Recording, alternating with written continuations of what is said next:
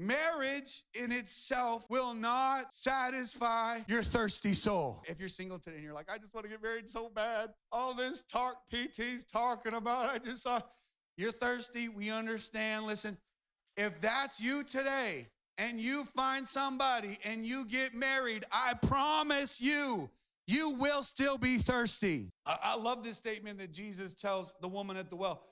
Jesus says, everyone who drinks this water, the water in the well, everybody who drinks this water, they're going to be thirsty again. But whoever drinks the water that I give, whoever drinks the water of Jesus Christ, the living water, whoever drinks of me, whoever puts their life and their trust in their future, whoever is content in me, whoever is building their foundation upon me, in my word, they will never be thirsty again. So the real question I think we all have to ask ourselves today is, what well are we drinking from? What water are we drinking from? Right? It's like the book of Ecclesiastes. I don't know if you've ever read Ecclesiastes, but Ecclesiastes is a book about Solomon's quest for purpose. He's like, man, I'm going to try to figure out what life is about. What is going to bring me satisfaction? He's like, I'm going to try it all. He tried women. He tried money. He had more money than anybody on the planet. He tried success. He had more success. He tried stuff. He tried pleasure. He said, I denied myself nothing when it came to pleasure. He said, I've tried everything I could try. He says in Ecclesiastes 2:1, he said, I decided to enjoy myself and find out what happiness is.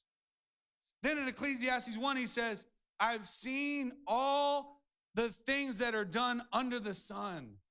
All of them are meaningless, a chasing after the wind. Hey, there's probably people in here that can identify to this right now. Like, dude, that's me.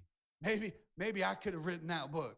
I've tried, man. I've made money. I've tried women. I've tried men. I've tried relationships. I've tried lust. I've tried everything I've tried. I've tried popularity. I've tried, and I have discovered that everything under the sun is meaningless. Man, it's like chasing the wind. So what is the answer? The answer is the living water. Jesus said, the answer, you will never thirst again. In the book of Psalm, it says, unless the Lord builds the house. I really love this because my wife and I, we're certainly not perfect, and we blew it all along life's way. But like, we really gave everything we had to building our house on God, building our children on God, on the word of God, in worship, in the middle of the river of worship, in the middle of the presence of God. Like he says, unless the Lord builds the house, those who build it labor in vain. Listen to me. Unless the Lord builds the house, who is building your house? No. Don't just like, yeah, the Lord, I'm going to church. Here I am, preacher. You're preaching to the choir. Hey, I got bad news for y'all. Sometimes the choir needs preaching more than the rest of the church. They sing in the choir, but they ain't living right. He says, unless the Lord builds the house, which means unless you're reading the manual of the Lord,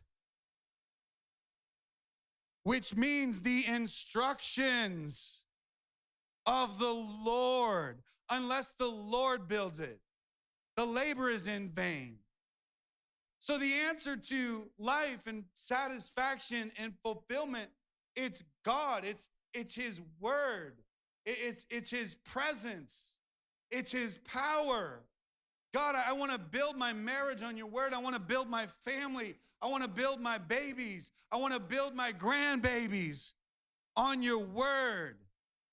Listen, if you're single today, you've got to understand that getting married one day is not going to fill your cup to overflowing.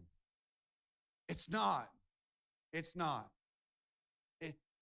If marriage was the answer to satisfaction and true fulfillment, then why do almost 50% of all marriages in the United States end up in divorce?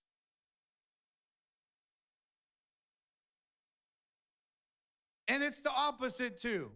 Because, I said a minute ago, it's weird. It's like married people want to be single and single people want to be married. Facts. I've been in the people business a long time. I've seen more unhappy marriages than I care. I feel so bad. I feel so bad. I feel so bad if anybody's in an unhappy marriage. To all you single people, this is why you don't allow your thirst. Because when you get thirsty, you'll drink anything. Thank you for watching, and if you enjoyed this video, be sure to hit that like button. Also, to watch the full sermon and stay up on all of our latest content, be sure to subscribe to our channel.